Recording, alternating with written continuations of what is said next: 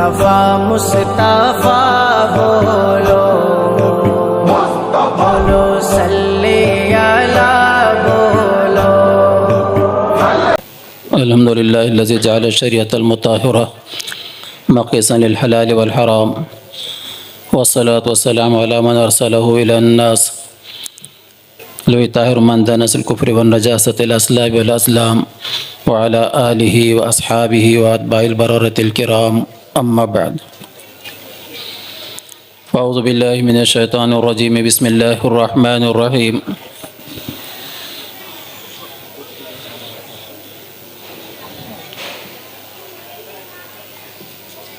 لا تحرك به لسانك لتعجل به إن علينا جمعه وقرآنه فإذا قرأناه فاتبع قرآنه ثم إن علينا بيانه صدق الله مولانا العظيم. وقال النبي صلى الله عليه وسلم تبرك بالقرآن فإنه كلام الله وخرج منه أو كما قال صلى الله عليه وسلم. اللهم صل على سيدنا محمد وعلى آل سيدنا محمد وبارك وسلم. انشاءاللہ میں تھوڑی دیر کے لیے آپ کے درمیان میں موجود ہوں. کوئی مضمون منظم و مرتب ذہن میں ہے نہیں،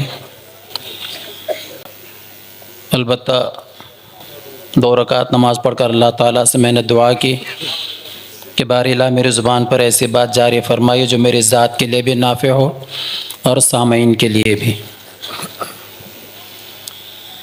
کیونکہ ہم مکمل طور پر بندے ہیں اور بندگی کا حق یہی ہے کہ جدھر اللہ تبارک تعالیٰ کی منشا و مرضی ہو ہم اپنے آپ کو اس کے تابع کر دیں. مفتی صاحب نے 2-3 مرتبہ توجہ بھی دلائی فوٹوگرافی وغیرہ کے بارے میں. یہ بھی عام طور پر دینی مجالس کی روح کو ختم کرنے کا ایک ذریعہ بنا ہے. ضرورتاً علماء نے براڈ کاسٹنگ جس کو کہتے ہیں، نشر کرنا، کوئی اور سن رہے ہوں دیگر مقامات پر، تو الضرورت تتقدر بقدر الضرورہ قاعدہ ہے ایک. ضرورت اپنے ضرورت کے حد تک جائز ہوتی ہے، لیکن اذا عمت البلاء طابت والا معاملہ نہیں ہونا چاہیے. جب کوئی بلا اور پریشانی عام ہو جاتی ہے تو ہلکی ہو جاتی ہے. ابھی فوٹوگرافی ہمارے دینی مدارس کے اندر مجالس میں بھی عام ہونے لگ گئی ہے. بعض مرتبہ مجبوری الگ شکل ہوتی ہے. ایک مرتبہ میں حضرت جی رحمۃ اللہ علیہ کے ساتھ ایک بیرون سفر میں تھا اور مصلحتاً اس ملک کے بہت بڑے آدمی کے آپ نے دعوت قبول کی تھی، ہم کو بھی اجازت ہو گئی ساتھ میں چلنے کی. تو وہاں پر پولیس اور فوٹوگرافر زیادہ تھے اور سامعین کم تھے، لیکن چونکہ بیرون ملک کا معاملہ تھا اور اس کے اصول و ضوابط کے تحت ان کو ریکارڈ منضبط کرنا ضروری تھا، اس لیے مجبوری تھی. لیکن شادی بیاہ کی تقاریب میں بھی آپ دیکھیے فوٹوگرافی. مجھے ایک جگہ پر قاری النکاح کی حیثیت سے بلایا گیا مسجد کے اندر، جبکہ حکم ہے کہ نکاح کی مجالس مسجد میں منعقد کرو، قاری النکاح بالدف وجعلوا فی المسجد. لیکن آپ کو سن کر تعجب ہوگا کہ ممبر کے اوپر کھڑے ہو کر فوٹوگرافر فوٹو لے رہا تھا. مجھے بہت گراں گزرا. میں سمجھ رہا تھا کہ یہ سب مسلمان ہوئی، کم از میں غیر مسلم تو کوئی تھا نہیں. شاید کوئی نکیر کرے گا، لیکن کسی نے نکیر نہیں کی. میں اپنا بیاگ اٹھایا اور کہا میں معذرت چاہتا ہوں، اللہ کے گھر میں اس طرح کے معاملات ہو. اور یہ آج کل کی بات نہیں، ابھی تو بہت عام ہو گئی، 15-20 سال پہلے کی بات ہے. تو باہر نکلا تو کچھ لوگوں کو شاید ترس آیا، انہوں نے کہا مولانا کو بلا لیجیے، اور فوٹوگرافر کو باہر کر دیا. تو ضرورتاً فوٹو نکالنا جائز ہے. اور ابھی اس میں اختلاف ہے کہ یہ کیمرے کے ذریعے سے یا موبائل کے ذریعے سے فوٹو نکالی جا رہی ہے، جائز ہے یا ناجائز ہے. یہ اس تصویر کے اندر آتا ہے جس کو شریعت نے منع کیا یا نہیں. بخاری کی روایت ہے، حضرت ابن عباس رضی اللہ تعالیٰ عنہ کے پاس ایک شخص آیا، اس کا پیشہ فوٹوگرافی کا تھا. تو آپ صلی اللہ علیہ وسلم کی حدیث ابن عباس نے اس کے سامنے نقل کی کہ جو شخص فوٹو نکالتا ہے کل قیامت میں اللہ تبارک تعالیٰ اس کو یہ عذاب دیں گے کہ وہ اس تصویر میں جان پھونکے، وہ اس میں جان ڈالے. وما ہوا بنافقی، حدیث میں ہے کہ وہ کر ہی نہیں سکتا ایسا. تو فرب الرجل ربوة شدیدہ، وہ آدمی بہت زیادہ گھبرا گیا، پریشان ہو گیا۔ ابن عباس رضی اللہ تعالیٰ نے فرمایا کہ بھائی تجھ کو اس کے بغیر چارہ کار نہیں ہے تو غیر جاندار کی تصویر نکال، درخت کی، ندی نالے کی، پہاڑ کی، شجر حجر کی۔ تو مقصد یہ ہے کہ ضرورت الگ چیز ہے اور فیشن اور شو الگ ہے۔ اب بات سے بات یاد آتی ہے، مضمون لمبا ہوگا، اصل بات رہ جائے گی، لیکن سن لیجئے، کام کی بات ہے، اصل تو مسئلہ یہی ہے نا۔ حضرت شاہ عبد الغنی صاحب پھول پوری رحمۃ اللہ تعالیٰ علیہ، آپ نے نام سنا ہوگا، حضرت تھانوی رحمۃ اللہ علیہ کے خلفائے اجل میں سے ہیں۔ حج بیت اللہ کو جانے کا مسئلہ آیا، پاسپورٹ بنانا ضروری تھا، تو لوگوں نے کہا حضرت تصویر ضروری ہے، بغیر فوٹو کے پاسپورٹ نہیں بنتا۔ اب حضرت کا بھول پن دیکھیے، سادگی، کہا کہ اگر کچھ پیسے زیادہ دے دیں تو بغیر فوٹو کے پاسپورٹ بنے گا کیا؟ کہا حضرت انٹرنیشنل لیول کا قانون ہے، یہ پورے دنیا کا ضابطہ ہے، پاسپورٹ کے اوپر تصویر ضروری ہے۔ تو بہت سوچنے لگ گئے کہ حج کو تو جانا ضروری ہے اور تصویر نہ بنی، پاسپورٹ نہیں بنے گا، اور پاسپورٹ نہ بنا، حج کو نہیں جائیں گے۔ بلاخر بہت زیادہ اصرار کے بعد پاسپورٹ بنانے کے لیے آپ تصویر کشی کے لیے بیٹھے تھے، اور جیسے ہی کیمرہ چلا، وہ تصویر شاید ابھی بھی کہیں ہوگی، زندگی میں پہلی مرتبہ جب تصویر لی جانے لگی تو آنکھوں سے آنسو نکلے، رخسار کے اوپر آئے، اور اسی وقت کیمرہ چلا اور اس تصویر کے اوپر آنسو نظر آ رہے تھے، اور آنسو اس کے تھے کہ اے اللہ، پوری زندگی میں میرے نبی کریم صلی اللہ علیہ وسلم کے حکم کی پہلی مرتبہ خلاف ورزی ہو رہی ہے تو اس کو معاف فرما۔ لیکن آج وائے ناکامی متائے کارواں جاتا رہا، کارواں کے دل سے احساس زیاں جاتا رہا۔ آج وجہ یہی ہے کہ الحمدللہ دینی اعمال ہو رہے ہیں، ہونا بھی چاہیے، لیکن روح نکل گئی ہے اس میں کی۔ اور بعض مرتبہ شادی بیاہ کے اندر قاضی صاحب اس طرح مسکرا کر تصویر دیتے ہیں، پوز دیتے ہیں، تو دیکھتے ہیں کہ حضرت تو مولانا ہیں، مفتی صاحب ہیں، حافظ صاحب ہیں، فلاں ہیں، فلاں ہیں، تو وہ سمجھتے ہیں کہ شاید شادی میں تصویر نکالنے پر کم از کم 70 نیکیاں ملتی ہوگی۔ اور افسوس اس بات کا ہے کہ من رأى منکم منکرا فلیغیرہ بیدہ، وہ ہم سے نکل گیا۔ تو سمجھا دینا چاہیے، کم از کم اتنا تو ہوگا کہ سمجھانے کی وجہ سے ہو سکتا ہے کسی کو عمل کی توفیق مل جائے۔ تو میں یہ عرض کر رہا تھا کہ اس ماحول کو بدلنا ہے، کوشش کرنا ہے جتنا بھی ہو سکے۔ ایک بات اور سن لیجئے، میرے شیخ ثانی حضرت میوس سنہ شاہ ابراہیم اللہ صاحب رحمۃ اللہ تعالیٰ علیہ، یعنی ہم لوگ اعمال کرتے ہیں لیکن فائدہ نہیں ہو رہا ہے، کیوں؟ اس مثال سے آپ کو سمجھ میں آئے گا۔ حج بیت اللہ کے لیے تشریف لے گئے، اس واقعے کے لکھنے والے حضرت حکیم اختر شاہ رحمۃ اللہ علیہ، میری ان سے ملاقات ہے۔ اسواق الحرم کے اندر مجلس میں ہم مدینہ منورہ میں شریک رہے ان کے ساتھ۔ وہ اس واقعے کو لکھتے ہیں کہ حضرت میوس سنہ رحمۃ اللہ علیہ، جنہوں نے تقریباً 56 مرتبہ حج بیت اللہ کیا ہے، قرآن کی مجلس اس لیے عرض کر رہا ہوں، کتنے مرتبہ؟ 56 مرتبہ، یعنی ہر سال حج کے لیے جاتے تھے۔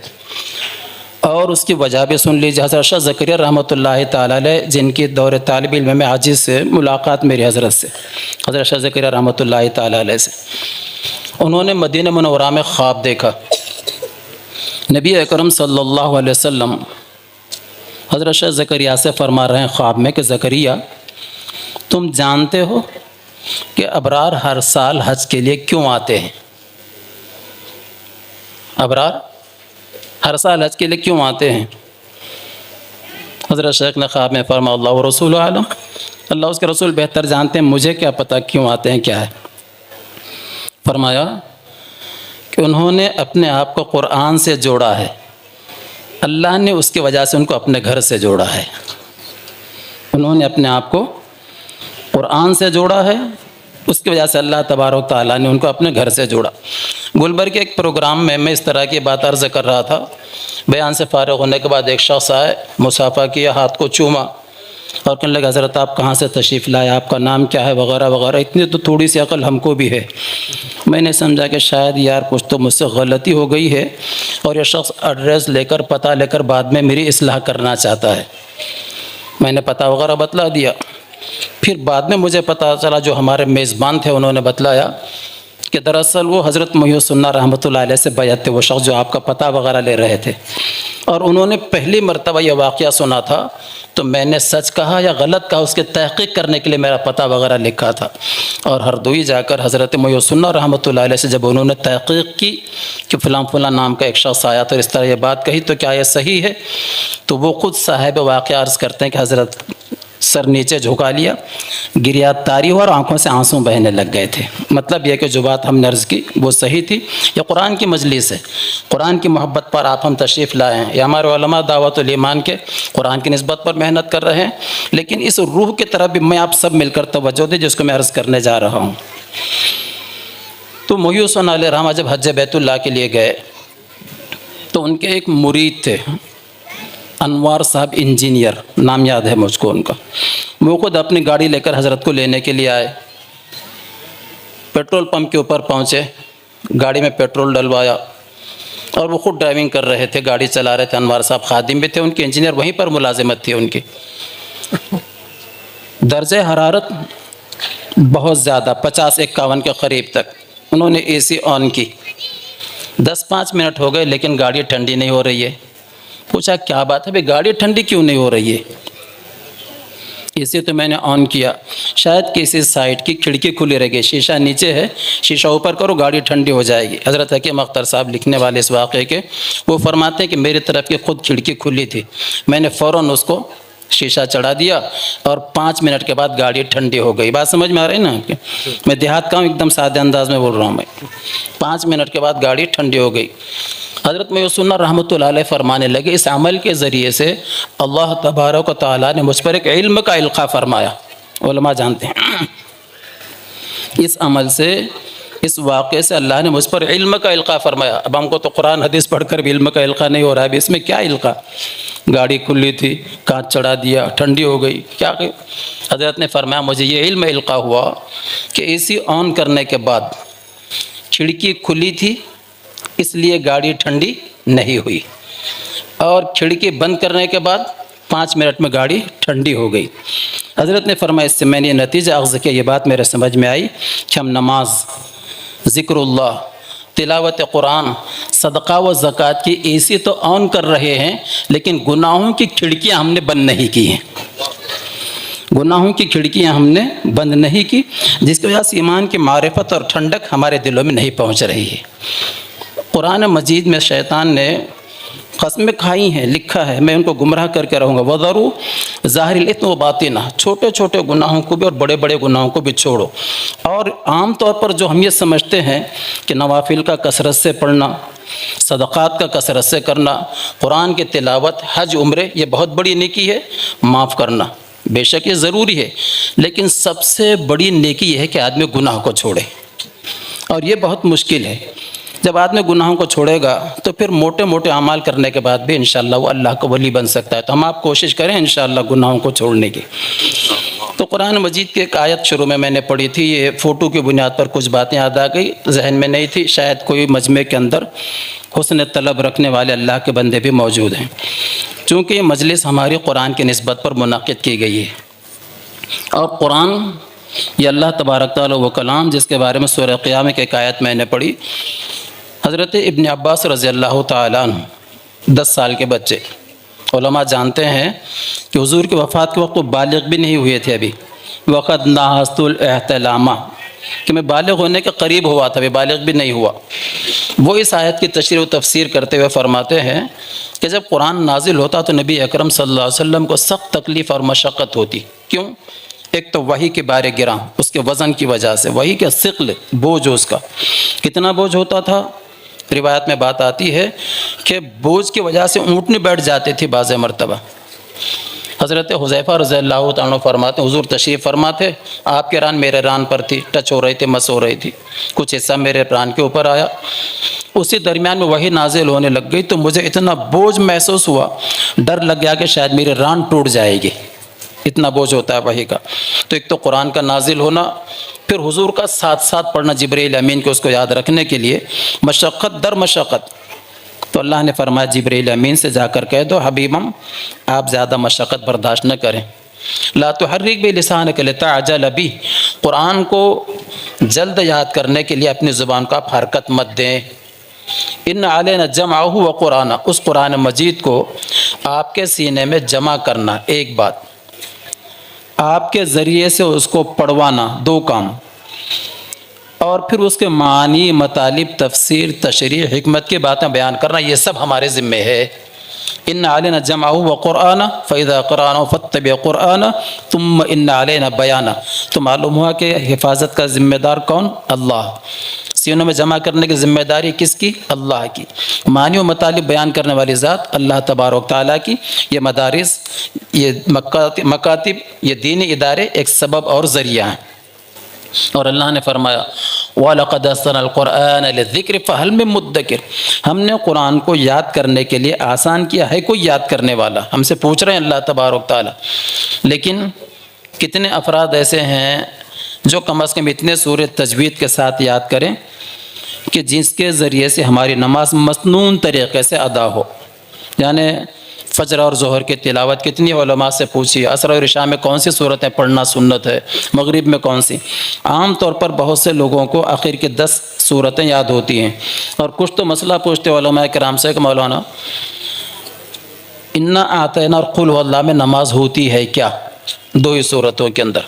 مجھ سے ایک صاحب نے مسئلہ پوچھا تھا، میں نے کہا 2 سال پہلے بھی آپ نے پوچھا تھا یہ مسئلہ، ابھی 2 سال کے بعد ترقی نہیں ہوئی اس کے اندر؟ کم از کم 4 رکعت جس کے ذریعے سے صحیح ہو اس کو اچھے انداز میں تو پڑھنا چاہیے، سیکھنا چاہیے، اور علماء کے قریب بیٹھ کر۔ تو ابن عباس رضی اللہ تعالیٰ عنہ مفسر قرآن، 10 سال کا بچہ، اور یہاں طلباء بھی بیٹھے ہیں اور طلباء کے سرپرست اور پیرنٹس، پالک بھی، وہ بھی سن لیں۔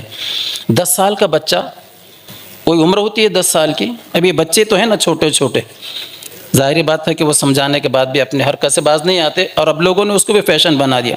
ہماری مسجد جہاں میں نماز پڑھتا ہوں، میں نے اعلان کیا کہ چھوٹے بچوں کو مسجد میں آنے سے منع کیجیے۔ ایک صاحب نے کہیں موبائل اور واٹس ایپ کے اوپر دیکھ لیا تھا کہ چھوٹے بچوں کو اگر آج منع کریں گے تو کل کیسے مسجد میں آئیں گے، ان کو ناچنے دو، کودنے دو مسجد میں۔ بحث کرنے لگے میرے ساتھ۔ میں نے کہا میں زیادہ پڑھا لکھا تو نہیں ہوں، البتہ میں نے حدیث میں پڑھا ہے کہ نبی اکرم صلی اللہ علیہ وسلم نے چھوٹے بچوں کو مسجد میں آنے سے منع کیا، اور فرمایا جب بچے 7 سال کے ہو جائیں تب ان کو نماز کا حکم دو۔ کتنے سال کے ہو جائیں؟ مشہور حدیث ہے نا، کتنے سال کے بعد؟ 7 سال کے بعد۔ تو معلوم ہوا کہ 7 سال سے چھوٹے بچوں کو نماز کا حکم دینا نہیں ہے، کیونکہ ابھی وہ مکلف بھی نہیں، سمجھ میں بھی نہیں آتا ان کے۔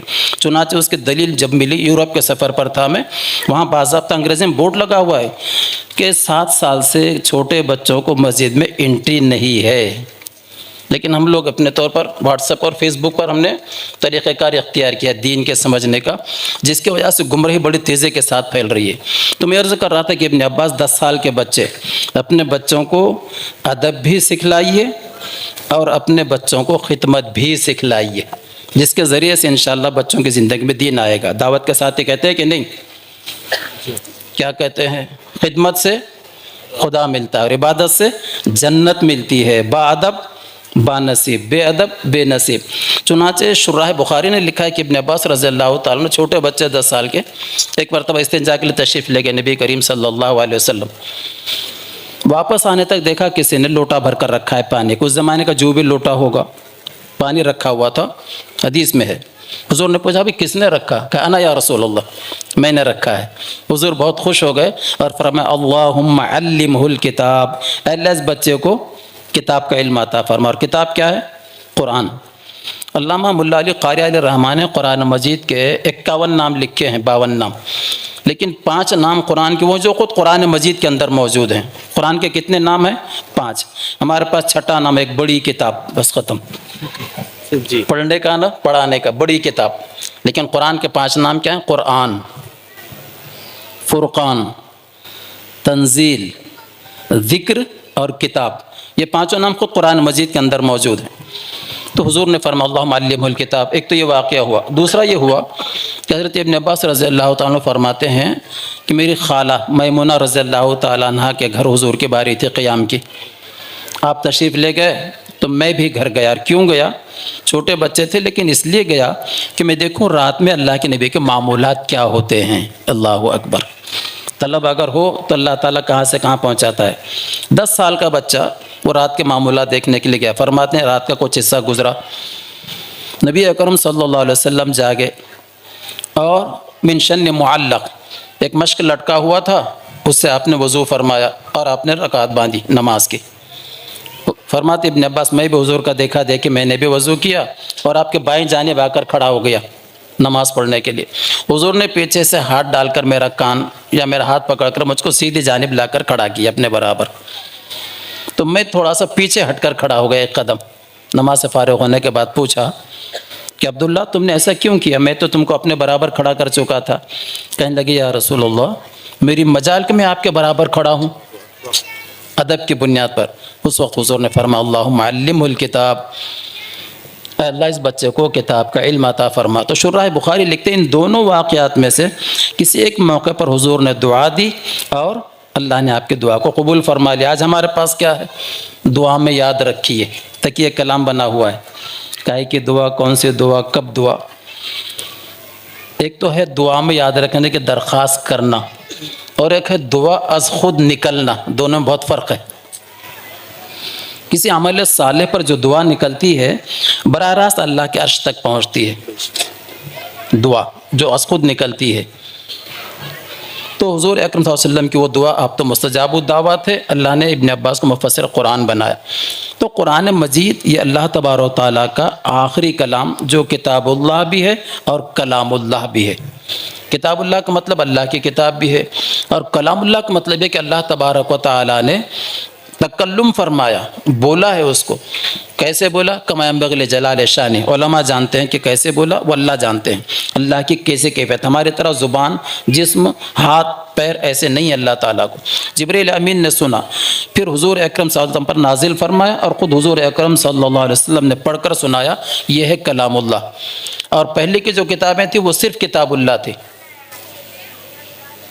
تورات کیسے ملی؟ لکھے لکھائی طور پر بولا حضرت موسیٰ کے حوالے کی۔ زبور لکھے لکھائی دی گئی تھی داؤد علیہ السلام کو، اور انجیل یہ تورات کا تتمہ اور تکملہ ہے اس کا، تھوڑے بہت فرق کے ساتھ۔ انجیل کو اللہ نے نازل فرمایا تھا لیکن قرآن مجید اللہ نے اس کا تکلم فرمایا۔ اسی لیے ہمارا عقیدہ ہے کہ اللہ کی ذات قدیم ہے، غیر حادث ہے، تو اس طرح اللہ کا کلام بھی قدیم ہے قرآن مجید اور غیر حادث۔ غیر حادث کا مطلب ہے کہ دنیا کی کوئی طاقت، سپر پاور اپنے آپ کو کہنے والے، ہم تو کسی کو سپر پاور نہیں کہتے، ہمارے پاس سپر پاور صرف اللہ، کیونکہ کتنے سپر پاور کا اللہ نے صفر کیا ہم جانتے ہیں کہ نہیں جانتے؟ فرعون کیا کہتا تھا؟ انا ربکم الاعلی، میں تمہارا سب سے بڑا خدا ہوں، لیکن اللہ نے کیسے صفر کیا، زیر کیا، مرتے مرتے کہتا ہے آمنت برب ہارون و موسیٰ۔ اللہ نے فرمایا آلان، مراٹھواڑے میں اس کا ترجمہ ہوگا اب، اس کا ترجمہ کیا ہوگا؟ اب ایمان لاتا ہے تو اب تیرا ایمان لانا معتبر نہیں۔ اس طرح آج کل بھی جو قرآن مجید کے خلاف مسلمانوں پر، دینی مدارس پر، دعوت کا کام کرنے والوں پر یا اللہ کے سرزمین کے اندر کمزور لوگوں پر ظلم کر رہے ہیں، فَلَا تَحْسَبَنَّ اللَّهَ غَافِلًا عَمَّا يَعْمَلُ الظَّالِمُونَ إِنَّمَا نُؤَخِّرُهُمْ لِيَوْمٍ تَشْخَصُ فِيهِ الْأَبْصَارُ۔ ظالموں مظلوموں کو نہ چھیڑو، آہ دل کو نہ تم کھیل سمجھو۔ ظالموں مظلوموں کو نہ چھیڑو، آہ دل کو نہ تم کھیل سمجھو، خاک ہو جائے گی جل کر یہ دنیا، آہ کی ایسے تاثیر ہوگی۔ وَاتَّقِ دعوت المظلوم بِأَنَّ لَيْسَ بَيْنَهُ وَبَيْنَ اللَّهِ حجاب۔ تو قرآن مجید یہ اللہ کا کلام، اللہ تبارک تعالیٰ کی ذات جیسے قدیم اور غیر حادث ہے، قرآن بھی اسی طرح ہے۔ چنانچہ یہ طے ہے کہ دو چیزوں کی حفاظت کی ذمہ داری اللہ تعالیٰ نے اپنے اوپر لی ہے۔ ایک دین کی حفاظت کی ذمہ داری، مجھ سے اور آپ سے حفاظت ہو، یہ ہمارا اللہ کا ہم پر احسان، ورنہ ان تتولوا یستبدل قوما غیرکم ثم لا یکون امثالکم، اگر تم اللہ کے دین کے کام کے لیے، اس کے حفاظت کے لیے کھڑے نہ رہو، اللہ تمہارا صفایا کر دے گا اور پھر تم جیسے نہیں بلکہ تم سے بہتر لوگوں کو لے آئے گا۔ اقبال مرحوم نے کیا ترجمہ کیا اس کا؟ تو نہ مٹ جائے گا ایران کے مٹ جانے سے، نشہ میں کو تعلق نہیں پیمانے سے، ہاں یا یورش تاتار کے افسانے سے، پاسباں مل گئے کعبے کو صنم خانے سے۔ تاتاریوں نے کیا کیا تھا؟ اسلام کو مٹانے کے لیے میدان میں آئے تھے، اللہ نے ان کو ہدایت دی ہے، تو دین کو مٹانے کی اگر کوشش کریں گے مٹنے والا نہیں ہے۔ یریدون لیطفئوا نور اللہ بافواہہم واللہ متم نورہ ولو کرہ الکافرون، پھونکوں سے یہ چراغ بجھایا نہ جائے گا۔ دوسرا قرآن مجید، انا نحن نزلنا الذکر و انا لہ لحافظون، ہم نے قرآن کو نازل کیا اور ہم ہی اس کے محافظ ہیں۔ اللہ جس کا محافظ ہو، کوئی مٹا سکتا ہے قرآن مجید کو؟ اب آپ بتلائیے، ہم چیتاونی دیتے ہیں، چیلنج کرتے ہیں پورے دنیا کے لوگوں کو کہ اس سے چھوٹی کوئی کتاب قرآن سے، اس کا 10% صحیح اس کی اپنی مادری زبان میں اگر کوئی اس کا یاد کرنے والا ملتا ہو تو ہم کو بتا دیں۔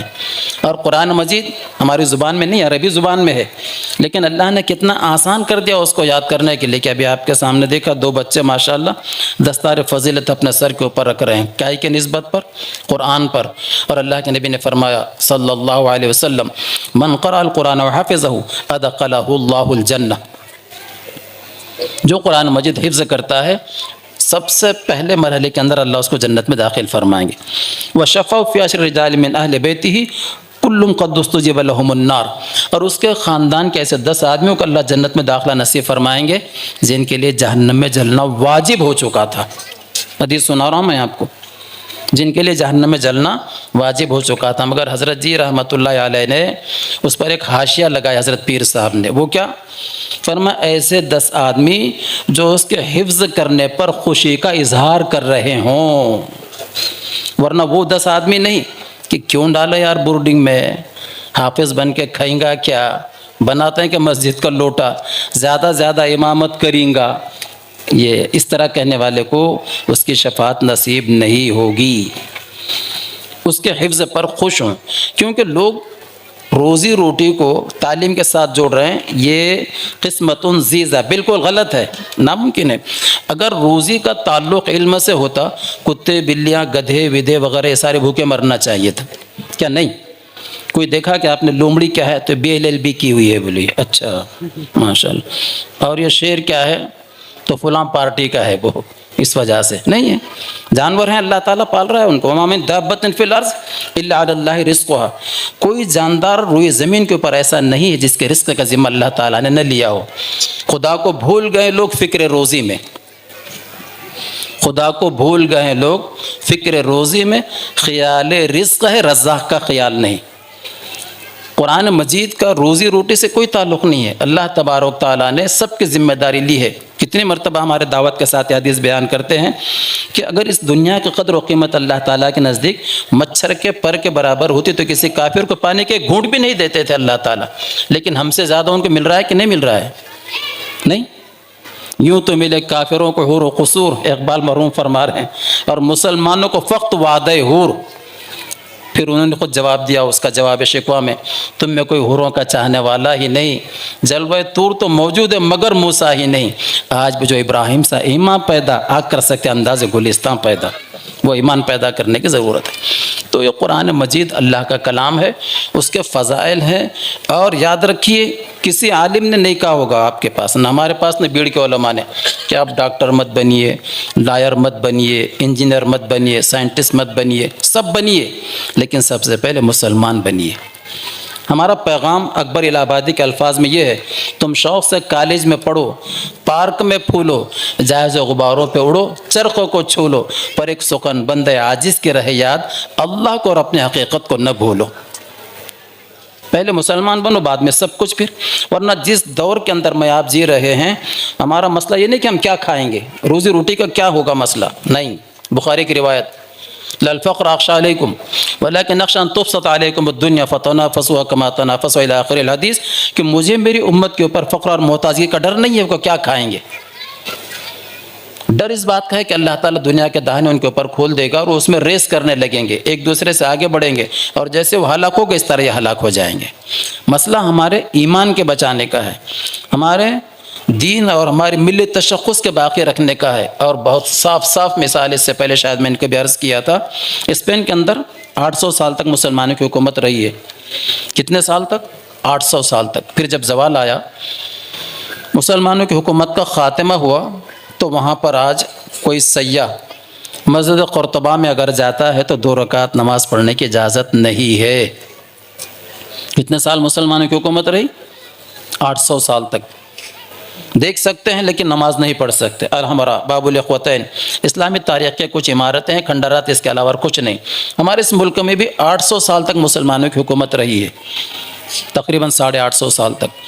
اور مغلیہ سلطنت کے آخری تاجدار بہادر شاہ ظفر، جو مزاجاً بھی صوفی تھے اور حالات نے ان کو اور صوفی بنا دیا تھا، جنہوں نے رنگون کی جیل میں یہ شعر کہا تھا: وقت طلوع دیکھا، وقت غروب دیکھا، اب فکر آخرت دنیا کو خوب دیکھا۔ یہاں پر زوال آیا، علماء کرام نے کوشش کی، دفاع تو نہیں کر سکتے تھے، ملک دوبارہ حاصل کرنا مشکل تھا۔ اللہ ہمارے ان اکابرین کی روحوں کو تر و تازہ رکھے، ان کے درجات بلند فرمائے، بہشت بری میں اعلیٰ مقام ان کو نصیب فرماوے۔ بر وقت انہوں نے مکاتب اور مدارس کا جال پھیلایا ہے، اور اگر یہ نہ ہوتا تو آج یہاں پر بھی وہی حالت ہوتی جو اسپین کی ہے، اللہ کا نام لینے والا کوئی نظر نہیں آتا۔ آج الحمدللہ یہ ان بزرگان دین کی دور اندیشی ہے کہ اسلام اپنی حالت کے اوپر ہے، مسلمان مذہبی تشخص کے ساتھ ہیں، قرآن مجید پڑھ رہے ہیں، اور دین ہمارا زندہ اور تابندہ ہے۔ بلکہ میں آپ کو عرض کروں گا، بہت سے عرب کنٹریز میں سیاہ ستہ یعنی حدیث کی مشہور 6 کتابیں جو فائنل ایئر کے اندر پڑھائی جاتی ہیں، وہ مکمل نہیں پڑھائی جاتی جو ہمارے اس ملک کے اندر پڑھائی جاتی ہیں۔ اسی لیے یہ مدارس سے اپنے آپ کو وابستہ کرنا، اس کی خدمت کرنا، اس میں بچوں کو بھیجنا، اس سے محبت اور تعلق رکھنا وقت کا سب سے اہم ترین فریضہ ہے۔ ہمارے شیخ رحمۃ اللہ علیہ نے ایک بڑی کام کی بات فرمائی ہے، فرمایا جس دور میں ہم گزر رہے ہیں یہ فتنوں کا دور ہے کہ نہیں ہے؟ اور یہ دعا ہم کو ہر صبح و شام پڑھنا چاہیے: اللہم انی اعوذ بک من الفتن ما ظہر منہا وما بطن۔ اے اللہ میں فتنوں سے پناہ چاہتا ہوں۔ اور سب سے بڑا فتنہ ہمارے دین کے اندر، ابھی ہمارے پاس 35 کلومیٹر کے اوپر ایک فیملی شکیل بن حنیف کی بیعت کر کے آئی، پوری کی پوری 11 افراد اس کے اندر ہیں، جو اپنے آپ کو دیندار سمجھتا تھا، دین کا حلیہ بنائے ہوئے تھا، لیکن علماء سے ٹچ میں نہیں تھا۔ میں نے خود بہت محنت و مشقت سے ان کے ساتھ ربط پیدا کر کے 2.5 گھنٹے بات کی ان کے ساتھ۔ تعجب یہ ہے کہ بجائے ہماری بات کو سننے کے مجھے دعوت دے رہا ہے۔ یہ کیوں ہوا؟ دو الگ الگ چیزیں ہیں، ایک ہے اشاعت دین اور ایک ہے حفاظت دین۔ اشاعت دین کا کام ماشاءاللہ دعوت کے ذریعے سے ہو رہا ہے، خانقاہوں کے ذریعے سے ہوگا۔ صاف الفاظ میں کہہ رہا ہوں، میں آپ ہی کے گھر کا ہوں، لاتور بھیڑ کوئی دور نہیں، بعد میں بھی آپ پوچھ سکتے ہیں، لیکن حفاظت دین کا کام یہ مدارس کے ذریعے سے ہوگا۔ حفاظت دین یہ بنیادی چیز اور اہم ترین چیز ہے، ورنہ پھر آپ دیکھیے کتنے لوگ ایرے غیرے کا شکار ہو رہے ہیں۔ کوئی غامدی کا شکار ہو رہا ہے، کوئی مرزائی بن رہا ہے، واٹس ایپ اور فیس بک کے ذریعے سے لوگ دین سمجھ رہے ہیں، اور فضلوا واضلوا، خود گمراہ ہو کر دوسروں کو گمراہ کر رہے ہیں۔ اس لیے اس کی اہمیت کو سمجھنے کی ضرورت ہے۔ تو حضرت نے فرمایا کہ اس فتنے کے دور میں 3 غار ہیں، غار۔ اصحاب کہف کا واقعہ ہم سب جانتے ہیں، کیا تھا ان کا جرم؟ ایمان کو بچانے کے لیے وہ غار میں پناہ لی انہوں نے، اللہ تبارک و تعالیٰ نے ایک عرصے تک سلایا ان کو، لمبی تفصیل ہے اس کی، صرف ایمان کو بچانے۔ فرمایا اس طرح اس زمانے میں اگر ہم اپنے ایمان کو بچانا چاہتے ہیں، ہمارے لیے بھی 3 غاریں ہیں۔ فرمایا ایک تو یہ مدارس، اب ظاہر بات اس عمر کے اندر ہم مدرسے میں کہاں جا سکتے ہیں؟ حالانکہ میں آپ سے اگر پوچھوں صحابہ کرام نے قرآن کب سیکھا تھا تو کیا جواب ہوگا آپ کے پاس؟ فی کبر سنہم، بخاری میں، بڑی عمر کے اندر۔ اللہ کے نبی پر قرآن کب نازل ہونا شروع ہوا تھا؟ نیند آ رہی ہے آپ لوگوں کو؟ میں 10-5 منٹ میں ختم کرتا ہوں انشاءاللہ۔ کب؟ 40 سال کے بعد۔ صحابہ بڑی عمر میں قرآن سیکھا، ہم کو بڑی عمر میں سیکھنے میں کیا حرج ہے؟ لیکن مدارس کے اندر داخلہ اگر نہ بھی لے تو ظاہری بات ہے کہ دوسری شکل اس کے لیے دعوت و تبلیغ کا مبارک کام ہے۔ یہ فرمایا یا تو مدارس سے جوڑو اپنے آپ کو، یا دوسرا دعوت و تبلیغ کے کام سے۔ اور دعوت و تبلیغ کہاں سے وجود میں آئی معلوم ہے آپ کو؟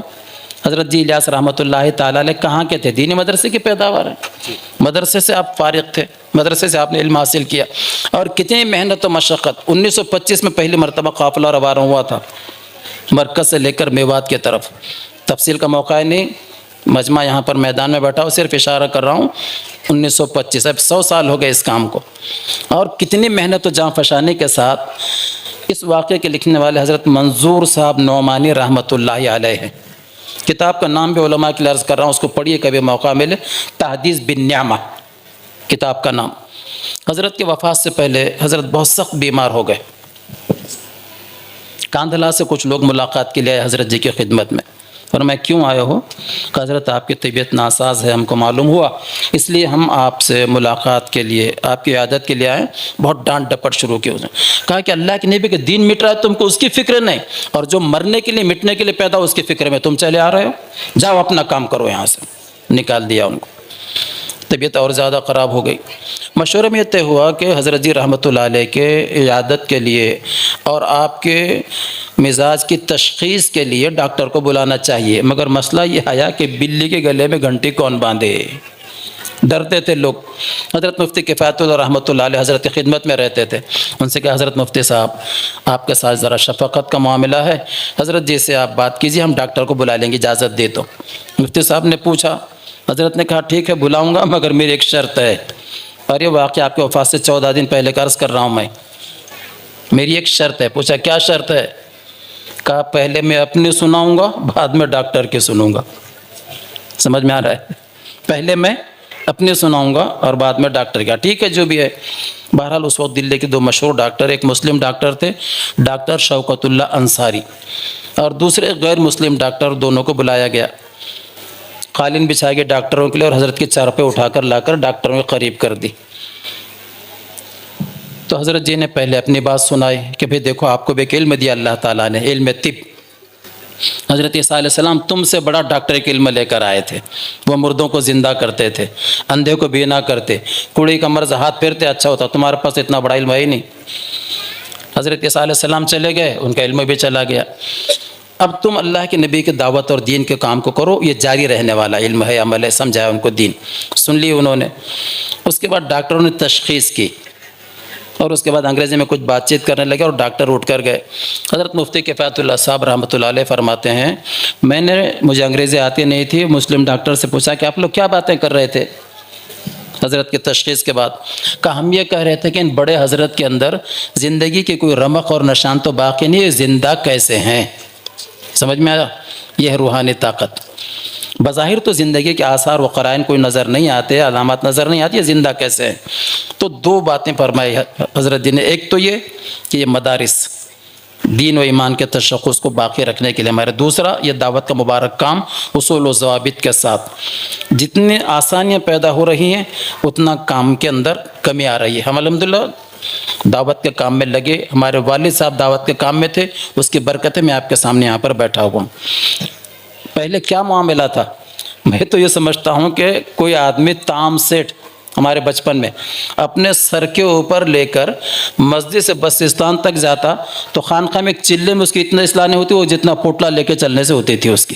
کیا خیال ہے آپ کا؟ نہیں، پرانے لوگوں کو پوچھو آپ، تام سیٹ جب اپنے سر کے اوپر رکھ کر میلے دستر میں باندھا ہوا بس استان تک جاتا تو اس کی اصلاح ہو جاتی تھی۔ آج کوئی چلتا ہے لے کر؟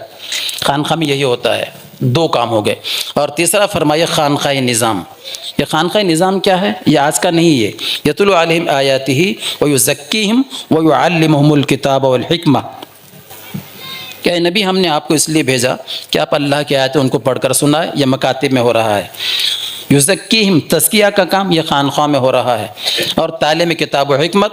تو ان 3 شعبوں میں سے کسی ایک شعبے سے آدمی اپنے آپ کو وابستہ رکھے گا تو اس کے ایمان کی حفاظت ہوگی، ورنہ جس فتنے کے دور میں ہم جی رہے ہیں خدا نخواستہ کہ ایسا نہ ہو کہ حدیث میں آتا ہے صبح مومن ہوگا آدمی اور شام کو کافر ہوگا، اور بعض ایسے ہیں جو شام کو کافر ہوں گے اور صبح اللہ تعالیٰ ایمان نصیب فرماوے گا۔ تو یہ مدارس اس کی اہمیت کو حکومت سمجھی، امریکہ سمجھا، دنیا سمجھی، لیکن مسلمان سمجھنے کے لیے تیار نہیں ہیں۔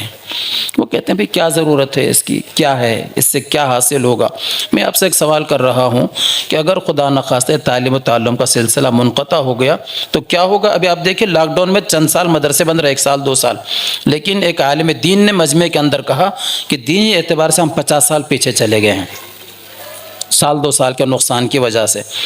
تو امت کو چاہیے کہ موجودہ حالات میں سب سے بڑا مسئلہ ہمارا ملی تشخص اور دین کو باقی رکھ کر اس کے ساتھ ہمیں اپنے آپ کو وابستہ کرنا ہے، کیونکہ کھانے پینے کا مسئلہ ہمارا اہم مسئلہ نہیں ہے۔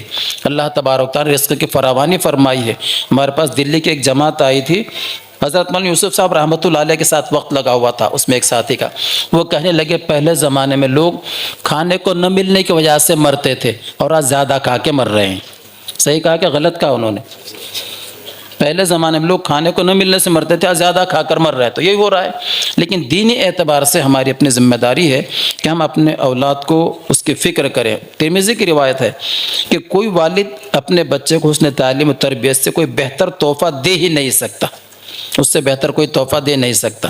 تعلیم و تربیت ہوگی وہ ماں باپ کے حق کو جانے گا، اللہ کے حق کو جانے گا اور آنکھوں کی ٹھنڈک بنے گا۔ اور اگر خدا نخواستہ تعلیم و تربیت ہم نے نہیں کی تو ثواب جاریہ کے بجائے وہ بچے عذاب جاریہ بنیں گے۔ عذاب جاریہ سنا ہے کہ نہیں سنا ہے کبھی؟ ثواب جاریہ مطلب مرنے کے بعد کا ثواب، اور عذاب جاریہ یہ مرنے کے بعد کا عذاب، کیونکہ یہ ذمہ داری ہے۔ سورہ تحریم میں اللہ نے فرمایا قوا انفسکم وعلیکم نارا، تو الحمدللہ تمام مدارس اس کام کو انجام دے رہے ہیں۔ اسی کی ایک کڑی دعوت الایمان، نام بھی ماشاءاللہ بہت اچھا ہے، نام کے اثرات پڑھتے ہیں۔ کتنے نام ہیں جو حضور اکرم صلی اللہ علیہ وسلم نے بدل دیے ہیں۔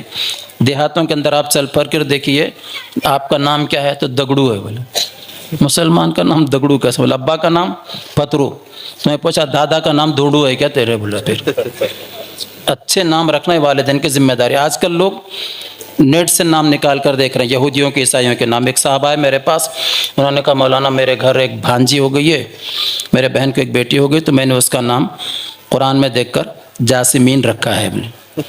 کیا نام رکھا؟ جاسمین۔ تو میں نے کہا اس کے ماں کا نام یاسمین ہے کیا؟ تم کو کیسا معلوم جی؟ بولے مول صاحب، میں بولا ہم کو معلوم ہوتا رہتا ہے۔ بولے ہاں کیسا معلوم ہوتا ہے؟ بولے پھر میں نے کہا اللہ کے بندے، میں نے اندازے سے کہا کیونکہ ہم وزن نام دیکھتے ہیں نا لوگ، تو جاسمین تم نے اس کا نام رکھا، اس کے ماں کا نام یاسمین ہوگا، لیکن اس کے معنی معلوم ہے کیا؟ تو اس کو بولا کیا ہے؟ فاصبحوا فی دیارہم جاثمین، یعنی اپنے گھروں میں پالتے پڑے ہوئے ملے وہ صبح، یعنی جب اللہ کا عذاب آیا۔ تو نام رکھنا بھی ذمہ داری ہے، اولاد کے نام بھی اچھے رکھیے، علماء سے پوچھ کر رکھیے۔ آج کل جو ماڈرن نام آ رہے ہیں، پنکی، گڈی، للو، پچو، کیا ہے یہ؟ اچھا نام ہونا مصعب بولے ایک دم۔ حضرت تھانوی کے پاس ایک آدمی آیا، حضرت کا ہمارے بچے کا نام رکھنا ہے اور کوئی ایسا نام چاہیے جو میرے ہم وزن بھی ہو۔ تو حضرت نے فرمایا عبد الرحمن رکھو، عجیب پرانا نام ہے بولے یہ تو۔ فرمایا عبداللہ رکھو، یہ تو اس سے پرانا ہے بولے، میرے نظر پر چاہیے میرا ہم وزن ہو اور نام نیا ہو۔ حضرت نے پوچھا تیرا نام کیا ہے؟ تو کہنے لگا نیاز خان۔ حضرت نے فرمایا پیاز خان رکھو، پھر ایک دم فریش بھی ہے اور تمہارے ہم وزن بھی ہے۔ تو میں عرض کر رہا تھا ماں باپ کی ذمہ داری ہے کہ نام بھی اچھے رکھیں، اور کس سے پوچھ کر رکھیں گے؟ بولیے، علماء کرام سے پوچھ کر رکھیے۔ دعوت الایمان، اس کے اثرات پڑیں گے۔ ابھی آپ کے شہر میں 2 مدرسے ماشاءاللہ ایسے دیکھا میں نے، مولانا محسن صاحب تشریف فرمائیں گے ہیں، 4 سال ہو گئے نا آپ کے مدرسے، 4تھے سال کے اندر مدرسہ اتنا ترقی کیا۔ ابھی دعوت الایمان ماشاءاللہ 3را سال ہے۔ تو یہ آپ حضرات کے خلوص کی برکت ہے، ورنہ میں سفر کے لائن کا آدمی نہیں ہوں، لیکن کہیں کبھار ہمارے شاگرد بلاتے ہیں، آپ کو سن کر خوشی ہوگی، دعا فرمائے اللہ قبول فرماوے۔ آدھی صدی ہماری پڑھنے پڑھانے میں گزری ہے۔ اب کتنی؟ آدھی صدی، 50 سال ہو گئے، باقی کتنے ہیں وہ نہیں معلوم۔ لیکن دیکھا کہ 10 12 سال ہو گئے، بچوں کی تعداد بھی نہیں ہے، تعلیم کا کوئی معاملہ بھی نہیں ہے۔ وہ کیوں ہوتا ہے؟ یقین محکم، عمل پہ ہم، محبت فاتح عالم، جہاد زندگانی میں، یہ ہیں مردوں کی شمشیریں۔ سب سے پہلے نیت درست ہونا چاہیے، اس کے بعد عمل پہ ہم ہونا چاہیے۔ رسمی طور پر کوئی آدمی اگر کام کرے گا تو بہت بڑا مسئلہ ہے۔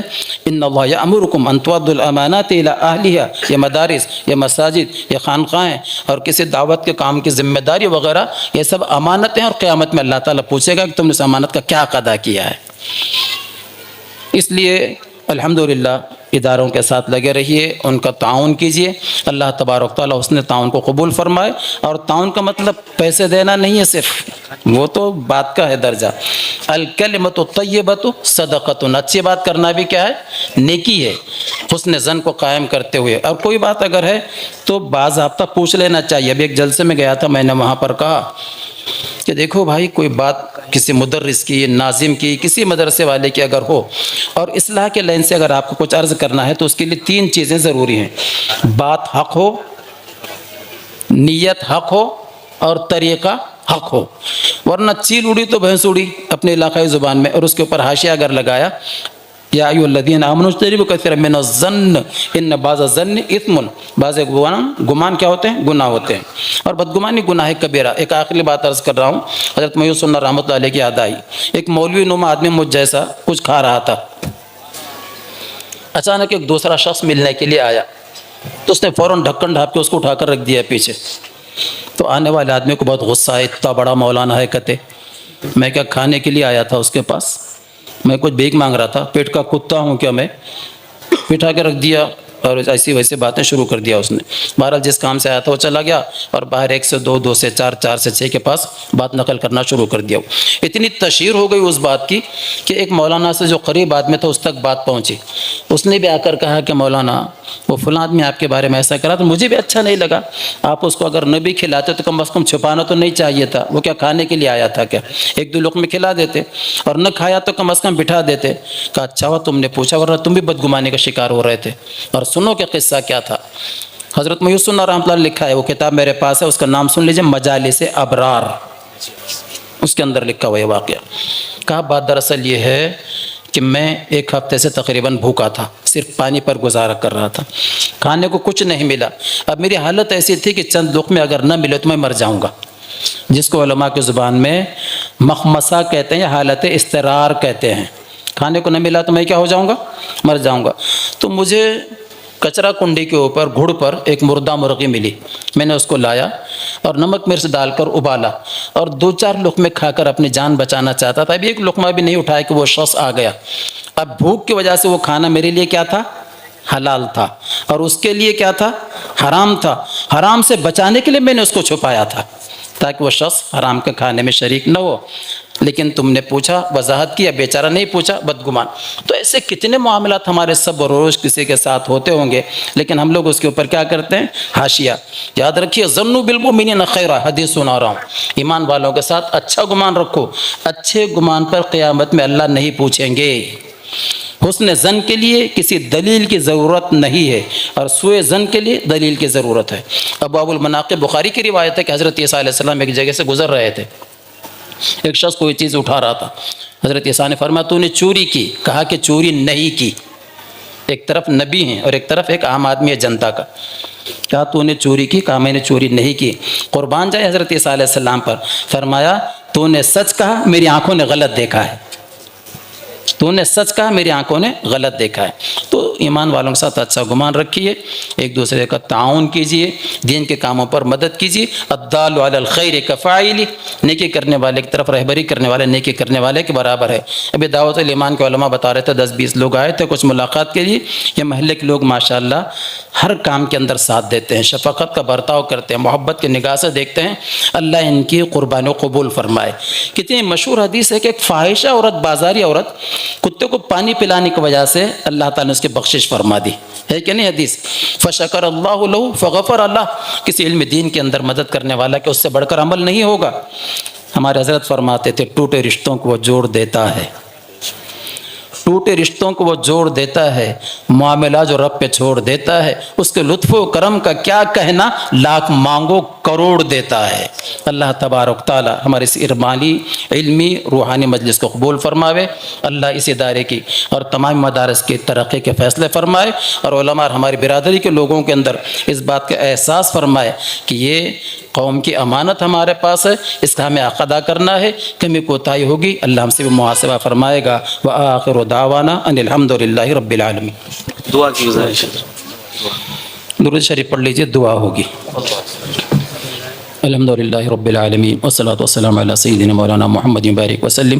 لا الہ الا اللہ الحلیم الکریم سبحان اللہ رب العرش العظیم والحمد للہ رب العالمین. نسألک موجبات رحمتک وعزائم مغفرتک والغنیمت من کل بر والسلامة من كل إثم. وربنا لا تدع لنا ذنبا إلا غفرت ولا هما إلا فرجت ولا دينا إلا أديت ولا مريضا إلا شفيت ولا حاجة لك رزقا إلا قضيت ويسرتها يا أرحم الراحمين. ربنا إننا ظلمنا أنفسنا وإن لم تغفر لنا وترحمنا لنكونن من الخاسرين. اللهم إنك عفو كريم تحب العفو فاعف عنا. اللهم إنا نسألك علما نافعا وعملا صالحا ورزقا حلالا واسعا وشفاء من كل داء. بار الہ ہمارے گناہوں کو معاف فرمائی، خطاؤں سے درگزر فرما، ہم تمام کو نفع بخش علم عطا فرما. اللہ اس علمی ارمانی علمی روحانی قرآنی مجلس کو بے انتہا قبول فرما. اللہ جن بچوں نے حفظ کیا ان کو عالم بعمل بننے کی توفیق عطا فرما. نبی اکرم صلی اللہ علیہ وسلم نے حافظ قرآن کے لیے جو بشارتیں عنایت فرمائی اللہ وہ سب سے بہرور فرما. اللہ امت مسلمہ کے اندر اس بات کا احساس پیدا فرما کہ اولاد کی حسن تعلیم و تربیت کے بارے میں کوشش کریں، فکر مند رہیں۔ اے اللہ دنیا کے فتنوں سے ہمارے حفاظت فرما، حب جا اور حب مال سے حفاظت فرما۔ اے اللہ ہمارا سب سے بڑا مسئلہ یہ ہے کہ آپ ہم سے راضی ہو جائیں، آپ ہمیں اپنے رضا والے اعمال میں لگائے رکھیے۔ دنیا بھر کے مدارس اسلامیہ، مکاتب قرآنیہ، خانقاہ نظام، دعوت و تبلیغ کا مبارک کام اور ان تمام شعبوں کی جو اعلیٰ کلمت اللہ کے لیے کام کریں آپ یاری فرما، سب کو قبول فرما، داخلی و خارجی فتنوں سے حفاظت فرما۔ اے اللہ اس مدرسے کے خصوصاً ہمہ جہتی ترقی کے فیصلے فرما۔ اے اللہ سادے سے انداز میں مدرسہ ہے، آپ کے شان اور آپ کے قدرت کے اعتبار سے کچھ بعید نہیں۔ اے اللہ بچوں کے سہولت کے یہاں شائع نشان عمارت پیدا ہو، اس کے فیصلے فرما۔ اے اللہ اہل ثروت کے قلوب کو اس کی طرف مائل فرما۔ اے اللہ جو ہم نے آپ کے نام پر خرچ کیا وہ باقی ہے، اور جو باقی وہ فانی ہے، اس کی سمجھ عطا فرما۔ اے اللہ اس شہر کے اندر خصوصی رحمت نازل فرما۔ اے اللہ اس مجمع کے اندر بوڑھے بھی ہیں، بچے بھی ہیں۔ آپ کے نبی نے فرمایا جس کے بال اسلام میں سفید ہوتے ہیں اس کی ہاتھوں کو دعاؤں کو رد کرتے ہوئے آپ کو شرم آتی ہے۔ اللہ ان کے طفیل میں ہم تمام کی دعاؤں کو بھی قبول فرما۔ اے اللہ ہم گناہ گار ہیں، خطا کار ہیں، اقرار مجرم ہیں، لیکن اے اللہ آپ کے بندے ہیں۔ آپ تو اے اللہ غفور الرحیم ہے، ارحم الراحمین ہے۔ ہم جیسے کروڑوں بندے آپ کو مل جائیں گے، لیکن اے اللہ ہمارا تو آپ کے علاوہ کوئی رب نہیں ہے، آپ کے در کے علاوہ کوئی در نہیں ہے۔ اے اللہ ہم سب کے بخشش کے فیصلے فرما دیجئے۔ اے اللہ آپ کی نعمتیں کھاتے کھاتے ہمارے دانت گھس گئے، لیکن شکر کرتے آپ کی زبان ہماری زبان نہیں گھسی۔ اللہ جرم عظیم کو معاف فرما۔ اے اللہ ایک وقت ایسا آئے گا کہ لوگ تختے پر ڈال کر ہمیں غسل دیں گے۔ اللہ اس سے پہلے ہمیں اپنے گناہوں سے غسل کی یعنی سچے پکے توبہ کی توفیق نصیب فرما۔ اللہ ایک وقت آئے گا کہ لوگ ہم اپنے گھروں سے نکالیں گے آخری مرتبہ اور ہمیشہ کے لیے نکالیں گے۔ اے اللہ اس سے پہلے دنیا کی محبت کو ہمارے دل سے نکال دیجئے۔ اے اللہ ہمارے جسم کا لباس کپڑے نکال کر لوگ کفن پہنائیں گے، اس کے پہلے اے اللہ آپ ہم تمام کو تقوی کا لباس پہنا دیجئے۔ اے اللہ آپ ہی نے تو فرمایا وَلِبَاسُ التَّقْوَىٰ ذَلِكَ خَيْرٌ، تقوی کا لباس یہ سب سے بہتر ہے۔ اے اللہ ہمیں تقوی کا لباس پہنا دیجئے۔ اے اللہ ان اساتذہ کرام نے جن بچوں کے پیچھے محنت کی اس کو ثواب جاریہ بنا کر اے اللہ آخرت کی کامیابی کے فیصلے فرما۔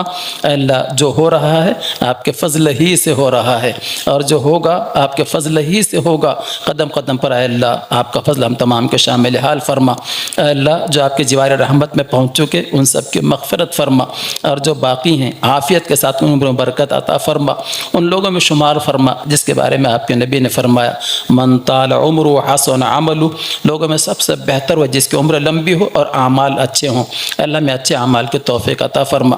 ہمیں دعا مانگنا بھی نہیں آتا۔ حضرت ابو امامہ رضی اللہ تعالیٰ عنہ نے نبی مشفق علیہ السلام سے پوچھا یا رسول اللہ آپ تو بہت اچھے اچھے دعائیں مانگتے ہیں، ہمیں وہ دعائیں نہیں آتی۔ پیارے آقا جو ہم پر ماں باپ سے زیادہ قربان ہیں، آپ نے ارشاد فرمایا میں تم کو ایسے دعا سکھلاتا ہوں کہ جس کے ذریعے سے تم میری زندگی بھر کو دعاؤں میں شامل ہو جاؤ گے۔ اے اللہ انہیں مبارک کلمات کو ہم ذریعہ بنا کر آپ سے مانگتے ہیں، ہم گناہ گاروں کو اس میں شامل فرما لیجئے۔ اللہم انا نسألک من خیر ما سألک نبیک محمد صلی اللہ علیہ وسلم ونعوذ بک من شر ما استعاذک نبیک محمد صلی اللہ علیہ وسلم وانت المستعان وعلیک البلاغ ولا حول ولا قوة الا باللہ سبحان ربک رب العزت عما یصفون وسلام علی المرسلین والحمد للہ رب العالمین آمین برحمتک یا ارحم الراحمین۔